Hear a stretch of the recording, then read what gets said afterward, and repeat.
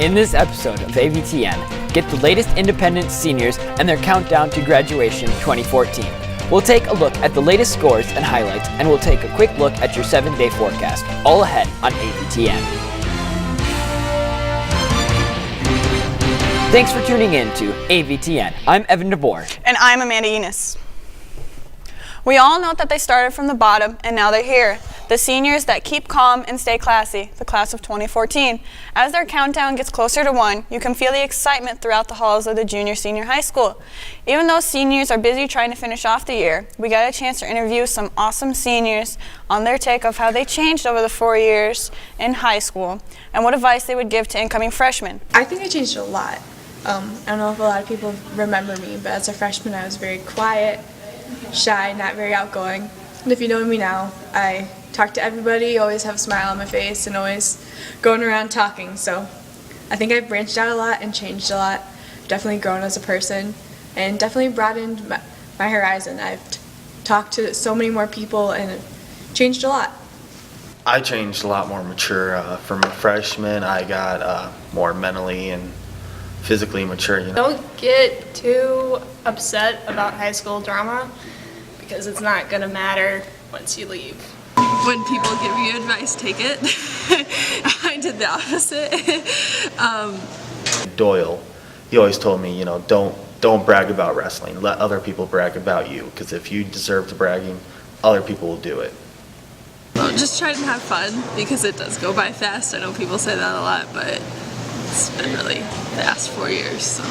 Go out for a sport that you haven't gone out for before. Take the opportunity to join a club, be part of a speech team or the AV Tech Club or something that's a little out of your comfort zone. Meet new people. Try something different. You might find that it's something that you really love. The senior class wraps up their year with graduation coming up on May 25th. In school news, the district, as many have heard, now boasts a new trophy and display at the junior-senior high school. Recently, the high school jazz group wrapped up another amazing competition season, which was capped off with a state championship. Both the Independence Jazz Ensemble and Jazz Orchestra became automatic qualifiers after taking first and second place at district level before going on to Des Moines for the state competition in early April. Director of Vans, Mr. Lang, says the season was an exciting one that offers lots of pride. It was exciting. It was great that we got 2 jazz bands to the state championships, and they both performed very well during the day, and the orchestra was selected to perform in the finals. I'd have to say that it's just it's nice to know that we can still do that and be at the top, but you consider what the whole event itself is for the judges. It's a very subjective thing, and we've been in the top 4 every year since 2000. And so just to stay in the top four groups that long shows a lot about the strength of our program and the dedication that the kids put into it. You can hear all of the district jazz bands next coming up this month at the 2014 Band Night on Monday, May 19th. Once again, Mother Nature is unleashing her wrath, as Midwesterns have had to once again pick up the pieces following another outbreak of spring severe weather. Recently, a large outbreak of tornadoes swept through the Midwest from the deep south of Arkansas and Mississippi all the way north into parts of eastern Iowa. Where the damage wasn't nearly as bad in Iowa, 2 people did die as a result of an EF1 in parts of southeast Iowa. However, these Iowa tornadoes-related fatalities were 2 of 14 connected with an outbreak that spawned tornadoes as large as a half-mile wide in parts of central and northeast Arkansas. Cities hardest hit in this outbreak include the suburbs and surrounding communities near Little Rock, Arkansas, and areas near Louisville, Mississippi. In a related story, many have heard about the school district's safe room, but many may not know the capabilities and importance of this structure. Here at the junior-senior high school, students have the added benefit of safety in an emergency. In the event of an impending severe weather threat, staff and students are guided to the safe rooms, which also double as the gymnasium's locker rooms. Inside the 4 locker rooms is enough space to safely gather the entire building's population. Inside the safe room, those taking shelter are protected by solid concrete walls and ceilings designed to withstand winds up to 250 miles per hour and the force of debris impacting at 100 miles per hour. These ratings allow the school to be reassured that staff and students will be kept safe in all severe weather events. Up to the worst, an EF5 tornado, which can hit with wind speeds 200 miles per hour or greater. The tornado safe room was an added bonus in the construction of our new junior-senior high school. Other communities weren't so lucky.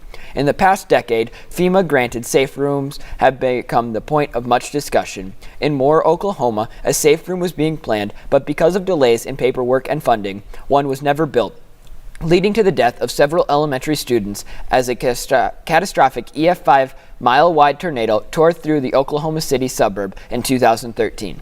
In Iowa, not only does Independence have a safe room, Applington-Parkersburg schools also saw the importance of having a safe room after an EF5 tornado swept through Parkersburg in May of 2008.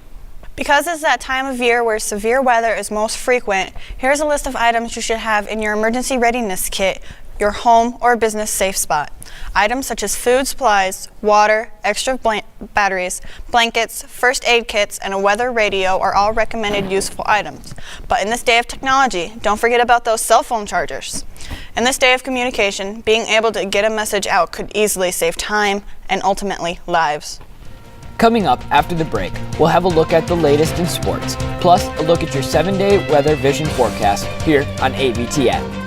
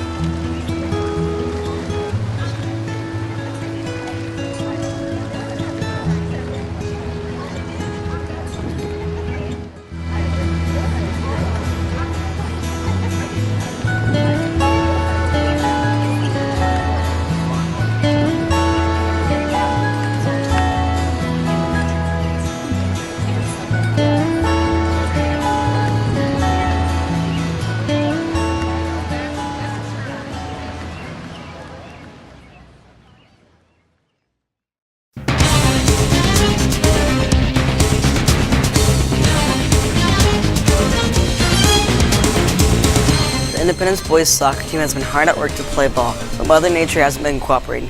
For the games that have been played, the boys team has developed a 3-7 record overall, so far with wins over Anamosa and Hudson. Also in soccer, the girls squad has racked up an impressive 5-1 record overall with wins over Gladwick, Rhinebeck, Maquoketa, Marion, Williamsburg, plus an impressive opening season win at home against Anamosa where the final was 10-0. The tennis team needs your help.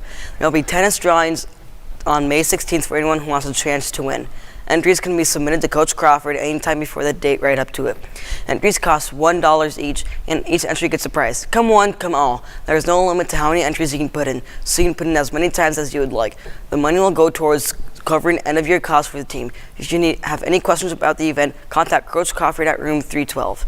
As we wrap up sports, here's a look at your latest sports scores from Mustang Nation. We'll be right back.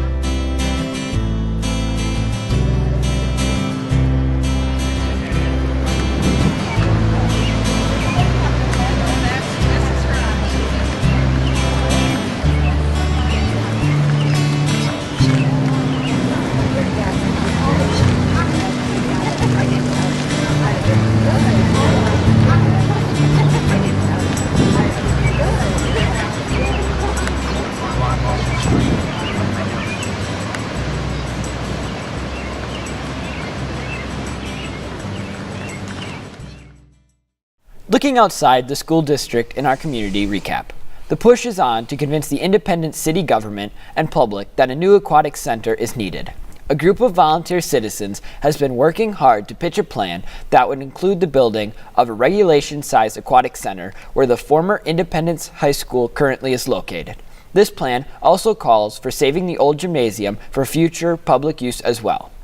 The Independence Chamber of Commerce is getting set to host the return of Friday Night Live at 5. Chamber Director Michelle McBride mentions there's something for everyone. In a couple weeks, we have our first Friday Night Live at 5 coming up in Riverwalk Parks on May 16th from 5 to 9 p.m. We have the 3rd Street Band. They're out of Waterloo. They play a little bit of everything, a lot of classic rock, some oldies. There'll be something that everyone likes for that. And they will be playing Taken Stage from 5 to 9. We'll have food and beverages. There'll be face painting, the Absolutely Indie Bag Tournament where there's a cash prize if you register to play in that and you happen to win. So it's fun. It's a good start to summer, and we'll continue that series throughout the summer. Friday Night Live at 5 is free and open to the public.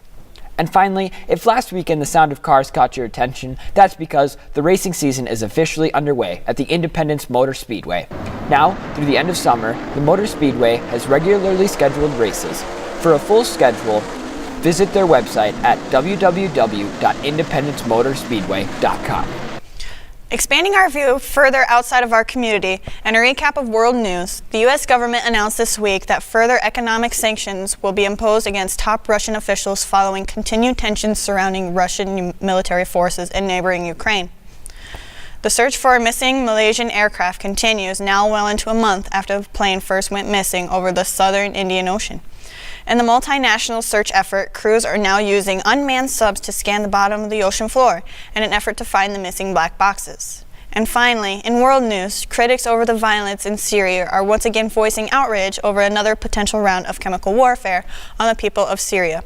This past week, videos began to emerge showing Syrian civilians with mass health problems relating to possible use of chlorine gas. The U.S. has not commented or responded to the possible attacks as President Obama wrapped up a tour of Southeast Asia. Before we wrap up this week's show, we turn now to Will with a look at your weather forecast. Your AVTN Weather Vision 7-day forecast looks to be in the right direction after a cold, wet, and windy week. Last week, we'll start off with the weekend with normal temperatures mainly in the upper 50s to lower 60s. Lows at night remain close to 40. Going into early next week, we'll look for gradually less clouds each day, allowing for a nice warming trend.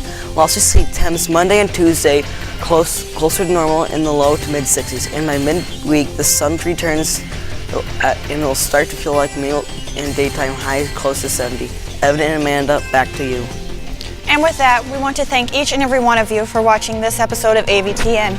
Make sure to keep up to date with the latest here at AVTN by following the Independence Mustang AV Tech Club on Facebook.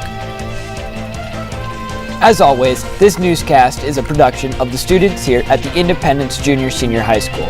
You've been watching AVTN, All Things Mustangs. Have a great day.